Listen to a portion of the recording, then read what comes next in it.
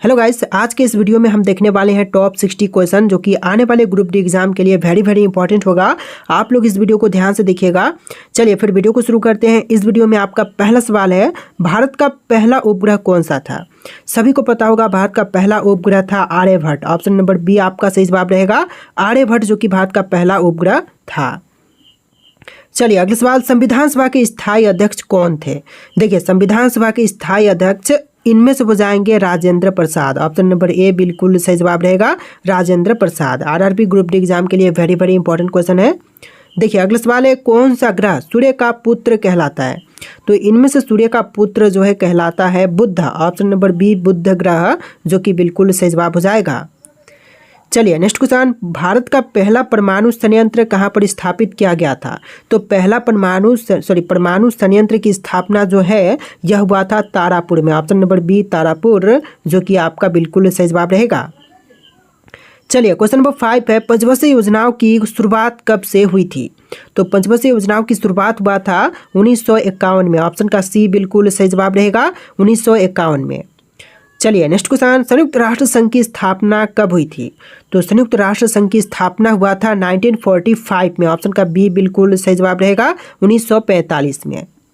चलिए अगला सवाल देखते हैं, कौन सा विटामिन सूर्य के प्रकाश से प्राप्त होता है? देखिए सूर्य के प्रकाश से प्राप्त विटामिन को कहेंगे vitamin D. Option number D vitamin D जो कि आपका बिल्कुल सही जवाब रहेगा। चलिए नेक्स्ट क्वेश्चन, भारत का राष्ट्रीय पशु कौन सा है? दोस्तों इनमें से भारत का राष्ट्रीय पशु कौन से हैं? शेर, हाथी, बाघ या फिर नीलगाय। तो यह हो जाएगा बाघ। ऑप्शन नंबर सी बाघ जो कि भारत का राष्ट्रीय पशु है। चलिए नेक्स्ट क्वेश्चन, सुभाष चंद्र बोस ने आज़ाद हिंद फौज की स्थापना कब की थी? तो यह हुआ था 1943 में। Option number D Subhash Chandra Bose ने 1943 में आज़ाद हिंद फौज की स्थापना की थी। चलिए अगला सवाल, संसद का शस्त्र बुलाने का अधिकार किसे होता है? देखिए संसद का शस्त्र बुलाने का अधिकार जो है इनमें से होती है राष्ट्रपति के पास। ऑप्शन नंबर सी राष्ट्रपति जो कि आपका बिल्कुल सही जवाब है। चलिए नेक्स्ट क्वेश्चन, संविधान निर्माण की ड्राफ्टिंग समिति के अध्यक्ष कौन थे? संविधान निर्माण की ड्राफ्टिंग समिति के अध्यक्ष इनमें से हो जाएंगे BR Ambedkar. Option number C BR Ambedkar जो कि बिल्कुल राइट आंसर है। चलिए नेक्स्ट क्वेश्चन नंबर 12, भारत में सबसे अधिक बोलने वाली भाषा कौन सी है? तो भारत में सबसे अधिक बोले जाने वाली भाषा इनमें से हो जाएगा हिंदी, यानी कि हिंदी जो है भारत में सबसे अधिक बोली जाती है। तो right answer option number B रहेगा। चलिए क्वेश्चन नंबर 13 है, भारत का राष्ट्रीय गान जन गण मन किसने लिखा था? तो राष्ट्रीय गान जन गण मन के लेखक इनमें से हो जाएंगे Rabindranath Tagore. Option number B Rabindranath Tagore जो कि आपका बिल्कुल सही जवाब है। चलिए अगला सवाल है, किस अनुच्छेद के तहत मौलिक कर्तव्य संविधान में जोड़े गए थे?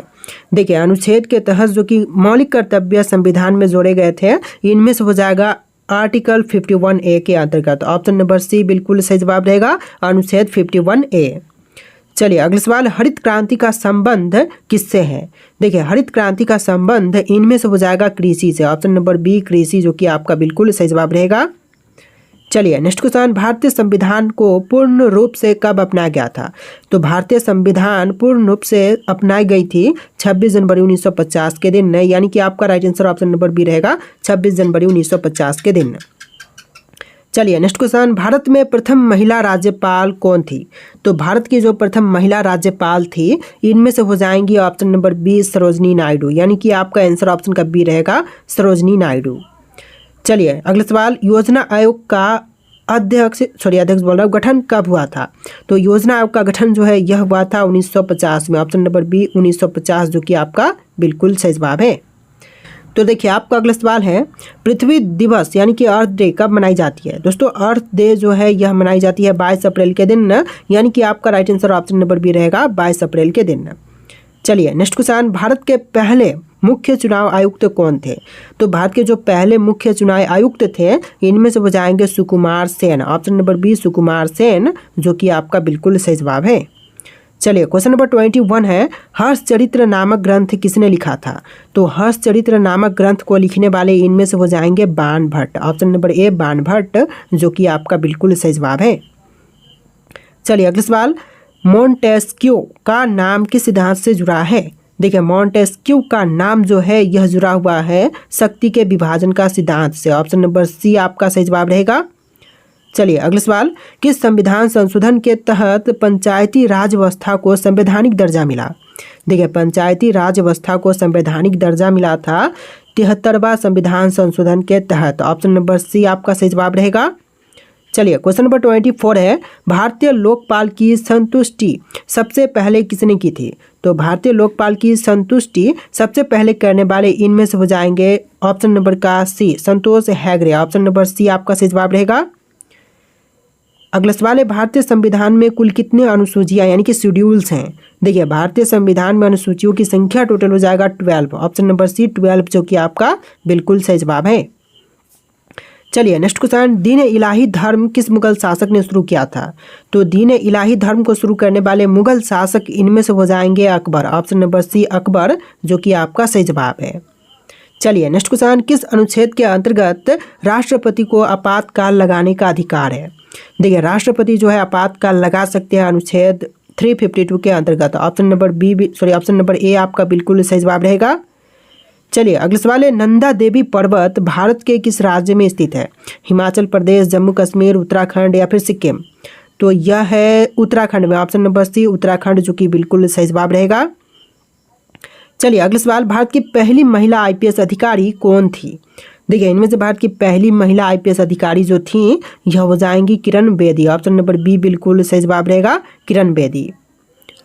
चलिए क्वेश्चन नंबर 30 है, भारत का पहला परमाणु ऊर्जा संयंत्र कहाँ पर स्थापित किया गया था? तो पहला परमाणु ऊर्जा संयंत्र की स्थापना हुआ था तारापुर में। ऑप्शन नंबर ए सही जवाब रहेगा, तारापुर में। चलिए अगला सवाल देखते हैं क्वेश्चन नंबर 31, संविधान में न्याय का अधिकार किस अनुच्छेद में वर्णित है? तो संविधान में न्याय का अधिकार जो है वर्णित है अनुच्छेद 39A में। ऑप्शन नंबर डी आपका बिल्कुल सही जवाब रहेगा, अनुच्छेद 39A में। चलिए क्वेश्चन नंबर 32 है, किस गवर्नर जनरल ने अंग्रेजी को भारत की प्रशासनिक भाषा बनाया था? देखिए अंग्रेजी भाषा को प्रशासनिक भाषा बनाने वाले, भारत की प्रशासनिक भाषा बनाने वाले इनमें से हो जाएंगे lord William Bentinck. Option number C बिल्कुल सही जवाब रहेगा। चलिए क्वेश्चन नंबर 33 है, प्रसिद्ध भीमबेटका गुफाएं किस राज्य में स्थित है? तो जो प्रसिद्ध भीमबेटका की गुफाएं हैं यह है मध्य प्रदेश में। ऑप्शन नंबर ए बिल्कुल सही जवाब हो जाएगा। चलिए अगला सवाल देखते हैं क्वेश्चन नंबर 34, भारत में मानव अधिकार आयोग की स्थापना कब हुई थी? तो मानव अधिकार आयोग की स्थापना हुआ था 1993 में। ऑप्शन नंबर बी 1993 जो कि आपका बिल्कुल सही जवाब है। चलिए क्वेश्चन नंबर 35 है, विश्व व्यापार संगठन WTO की स्थापना कब हुई थी? तो WTO की स्थापना हुआ था 1995 में। ऑप्शन नंबर सी 1995 जो कि आपका राइट आंसर है। चलिए क्वेश्चन नंबर 36 है, न्यायमूर्ति शब्द किस भाषा से लिया गया है? तो न्यायमूर्ति शब्द ली गई है संस्कृत से। ऑप्शन नंबर बी संस्कृत भाषा जो कि आपका बिल्कुल सही जवाब है। चलिए क्वेश्चन नंबर 37 है, किस संविधान संशोधन द्वारा शिक्षा को मौलिक अधिकार बनाया गया था? देखिए शिक्षा को मौलिक अधिकार बनाया गया था 86 संविधान संशोधन के अंतर्गत। ऑप्शन नंबर सी आपका सही जवाब रहेगा। चलिए अगला सवाल क्वेश्चन नंबर 38, INS विक्रांत किस प्रकार का पोत था? देखिए INS विक्रांत पोत था aircraft carrier. Option number B aircraft carrier जो कि आपका सही जवाब है। इस वीडियो को लाइक करके चैनल को सब्सक्राइब कर लीजिएगा। देखिए क्वेश्चन नंबर 39 है, किस अनुच्छेद के तहत राष्ट्रपति शासन किसी राज्य में लगाया जा सकता है? देखिए राष्ट्रपति शासन जो है किसी भी राज्य में लगाई जा सकती है अनुच्छेद 356 के अंतर्गत। ऑप्शन नंबर बी आपका बिल्कुल सही जवाब रहेगा, अनुच्छेद 356 के अंतर्गत। चलिए नेक्स्ट क्वेश्चन, गुप्त काल को भारत का किस युग के नाम से जानते हैं?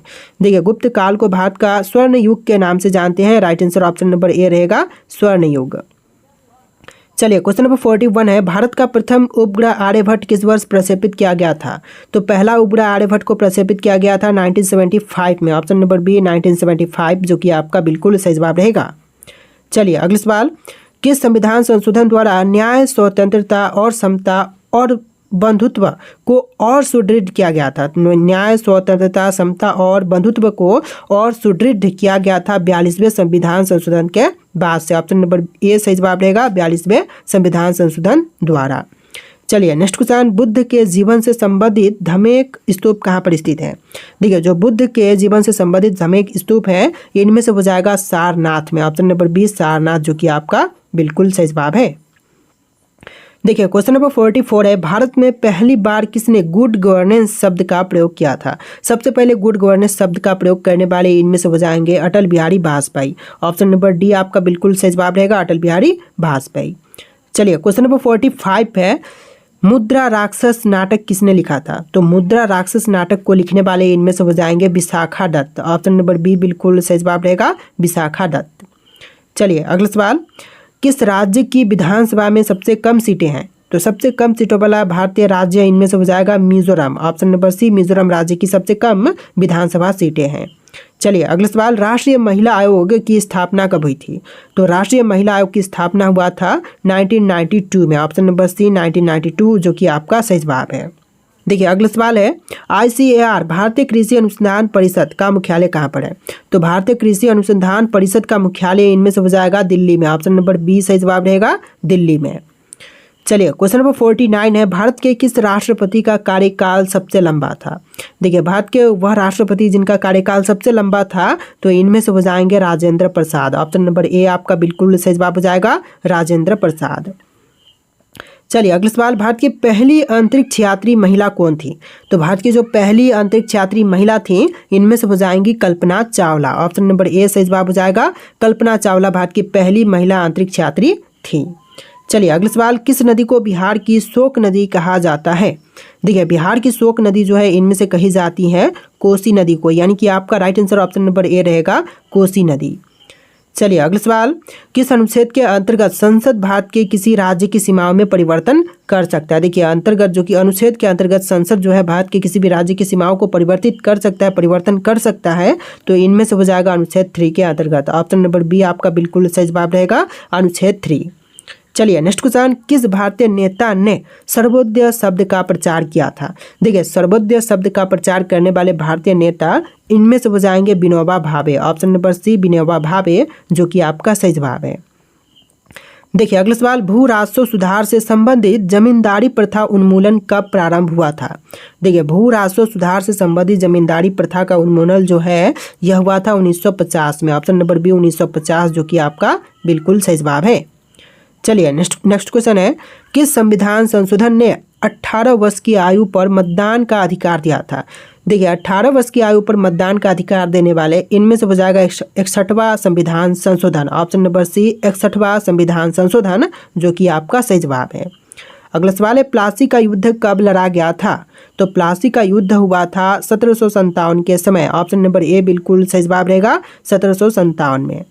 चलिए नेक्स्ट क्वेश्चन, किस योजना को गांधीवादी योजना कहा जाता है? देखिए गांधीवादी योजना जो है इनमें से कहते हैं जेपी नारायण योजना को, यानी कि आपका आंसर ऑप्शन नंबर डी रहेगा, जेपी नारायण योजना।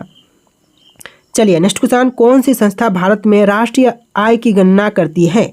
देखिए राष्ट्रीय आय की गणना करने वाली संस्था इनमें से हो जाएगा CSO। Option number B CSO जो कि आपका बिल्कुल सही जवाब है। तो देखिए आपका अगला सवाल है, भारत में राष्ट्रीय आपदा प्रबंधन प्राधिकरण का अध्यक्ष कौन होता है? तो यह होते हैं प्रधानमंत्री। ऑप्शन नंबर बी आपका बिल्कुल सही जवाब रहेगा, प्रधानमंत्री। चलिए अगला सवाल, भारतीय संविधान में कुल कितने भाग हैं? यानी कि भारतीय संविधान में कितने पार्ट्स हैं? आपका ऑप्शन यहाँ पर है 22, 25, 26, 27। इनमें से राइट आंसर आप लोग कमेंट कीजिएगा। और इस वीडियो में टोटल 60+ जीके क्वेश्चन थे जो कि RRB ग्रुप डी एग्जाम या फिर किसी भी अन्य अदर एग्जाम के लिए वेरी इंपॉर्टेंट थे। वीडियो को ध्यान से देखिए, वीडियो को लाइक करके चैनल को सब्सक्राइब कर लीजिएगा। चलिए मिलते हैं नए वीडियो में।